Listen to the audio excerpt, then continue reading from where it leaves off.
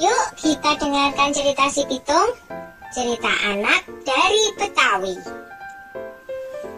Pada zaman penjajahan Belanda, di kampung Rawabelong, lahir seorang bayi laki-laki mungil dari keluarga sederhana. Ayah dan ibu bayi itu adalah seorang petani.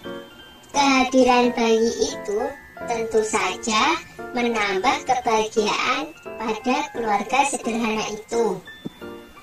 Mereka beri nama bayinya Pitung. Pagi itu, di balai-balai bambu depan rumah, Ibu Pina sedang menggendong Pitung kecil.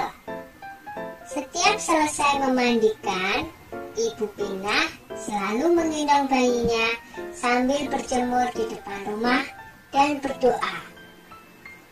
Anakku sayang, kamu harus sehat ya. Kelak kamu harus menjadi manusia yang berguna bagi nusa dan bangsa. Tak terasa, Pitung mulai menginjak usia remaja. Selain belajar mengaji, ia juga belajar ilmu bela diri. Dengan cepat, Pitung menguasai seluruh jurus yang diajarkan oleh sang guru. Sampai akhirnya, sang guru mewariskan ilmu Pancasona kepadanya, yaitu ilmu tebal senjata. Suatu hari, Pitung menyaksikan kekejaman centeng-centeng Babah Lim, si tuan tanah. Mereka mendatangi rumah penduduk dan merampas harta benda yang ada, karena tidak membayar pajak dan upeti. Dengan kejam, mereka memukul dan menyeret para penghuni rumah. Hati kecil Pitung terpanggil untuk menolong mereka. Ini adalah saat pertama Pitung membela orang lemah. Pitung tak tega melihatnya. Hai centeng-centeng, kenapa kalian merampas harta orang dan menindas orang yang tak berdaya? Kalau berani, sini lawan aku, tantang Pitung. Mendengar itu, si pemimpin centeng marah. Hei anak muda, berani-beraninya kau menghalangiku. Rasakan ini, hardiknya kepada Pitung.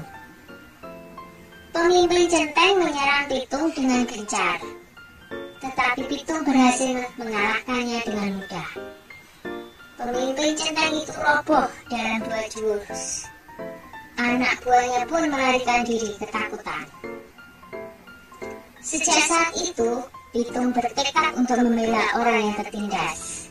Dengan penuh semangat, Pitung mengajak para penduduk desa untuk bersatu melawan penjajah. Kita harus lawan segala penjajahan. Tidak ada yang boleh merampas harta milik kita. Ini adalah tanah kita.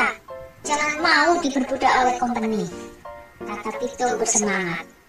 Semua setuju dengan ajakan Pitung. Para tuan tanah dan kompeni menjadi resah. Mereka mengadukan perlawanan itu kepada pemerintah Hindia Belanda.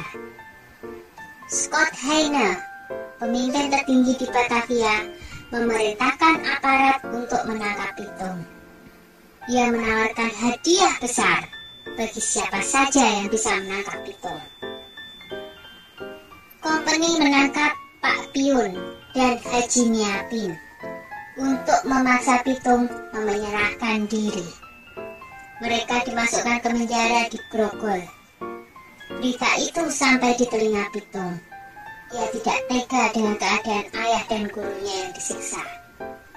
Pitung membuat perjanjian dengan kompeni untuk menyerahkan diri dengan syarat ayah dan gurunya dibebaskan dari penjara. Pada suatu hari, kompeni membawa Haji Miapin ke alun-alun kota dengan dijaga ketat oleh pasukan polisi bersenjata. Lalu, Pitung muncul seorang diri. Ia meminta agar gurunya dibebaskan dulu. Setelah Haji Miapin dibebaskan, Pitung maju menyerahkan diri. Pasukan polisi memidikkan senjatanya ke Pitung. Tertangkap juga kamu, Pitung, kata Scott Hayne kesal. Hahaha, aku tidak takut menghadapi pengecut seperti kalian, jawab Pitung.